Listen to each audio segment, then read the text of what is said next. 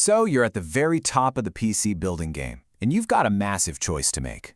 We're talking about a real title fight for the flagship spot in your rig. A battle between absolute, no-holds-barred power and really smart, high-end performance. Okay, let's dive into this. Welcome to the Bay. Today, we are navigating the super high-end GPU waters to help you figure out which one of these top-tier cards you should dock in your build. Is it going to be the legendary RTX 4090 or the sharp new contender, the RTX 4080 Super?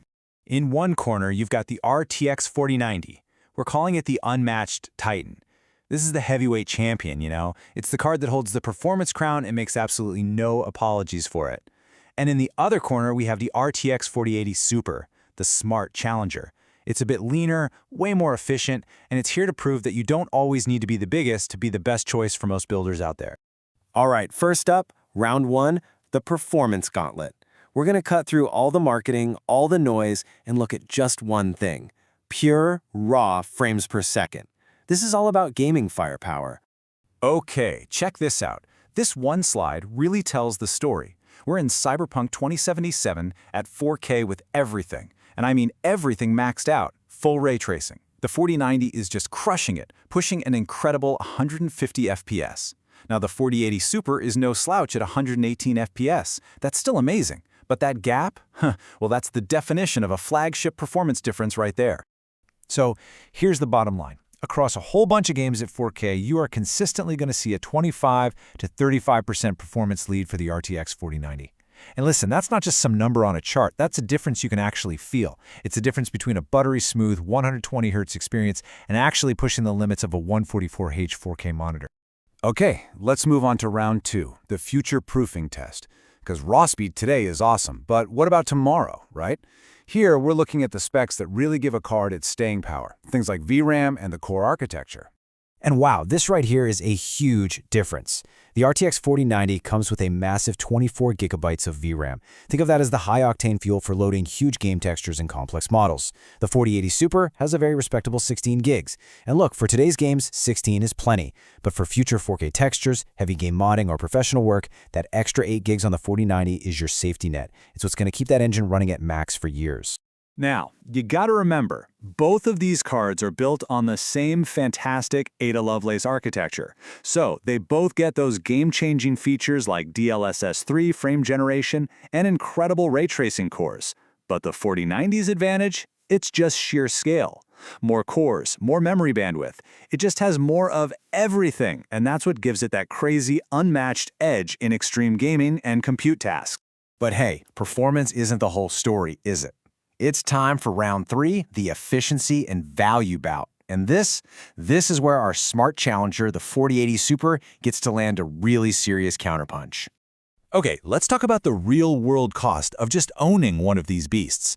The 4090 is a power-hungry Titan, pulling 450 watts and needing at least an 850-watt power supply. The 4080 Super, much more civilized at 320 watts. And then the price. You're looking at around $1,600 versus $1,000. That $600 difference? That's not chump change. That can pay for your CPU or a whole lot of RAM and storage. And boom, this chart says it all. When we look at frames per dollar, which is probably the most critical metric for any smart builder, the RTX 4080 Super is the clear winner. You are simply getting more gaming performance for every single dollar you spend. It is the efficient, high-value champion.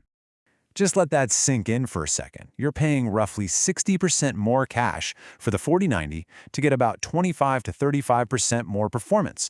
That is the absolute classic definition of diminishing returns.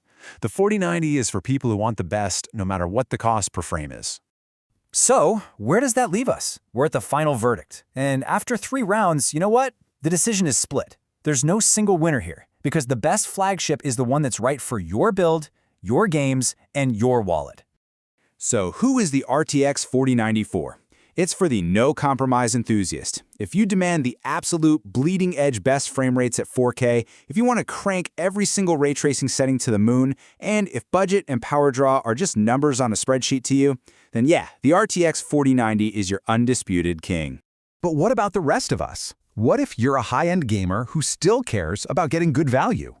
If you're gaming at a super sharp 1440p or 4K with DLSS and you want that top-tier experience without the extreme price tag, the RTX 4080 Super is absolutely the smarter, more balanced choice.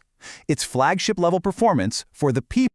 But wait, there is one more critical group, the creator, the pro, the AI tinkerer. If your day job involves heavy 3D rendering, high-res video editing, or running local AI models, that 24 gigs of VRAM on the 4090 isn't a luxury, it is a flat-out requirement.